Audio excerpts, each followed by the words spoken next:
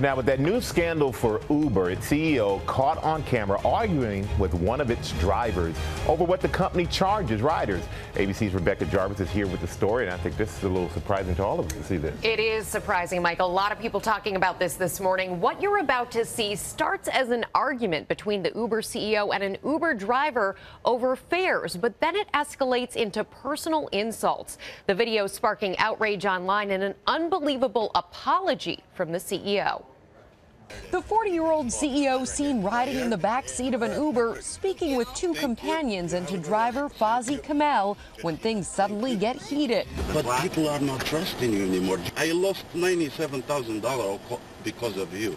I bankrupt because of you. What if you I changed changed the whole business? What? You dropped the prices. On black? Yes, you did.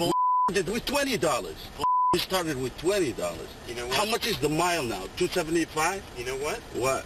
Some people don't like to take responsibility for their They blame everything in their life on somebody else. Email for town car. Good luck.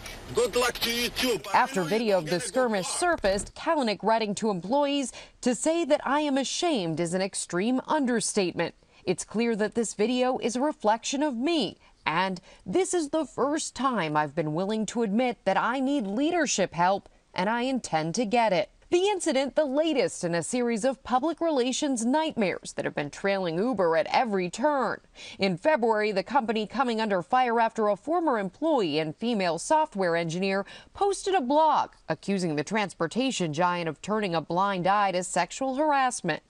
Uber hiring former U.S. Attorney General Eric Holder to conduct an internal investigation. And earlier this year, the company accused of taking advantage of a New York taxi strike in protest of President Trump's travel ban. The move prompting many to tweet, #DeleteUber. Kalanick also apologizing to the driver in that video and to the entire Uber rider community, saying he is profoundly sorry. But guys, I can tell you, everyone in Silicon Valley is now talking about this. They are talking about the fact that there needs to be action to follow all of this up. And this is a company that's attempting to go public eventually, too. This could have an impact. All right. Thank you, Rebecca.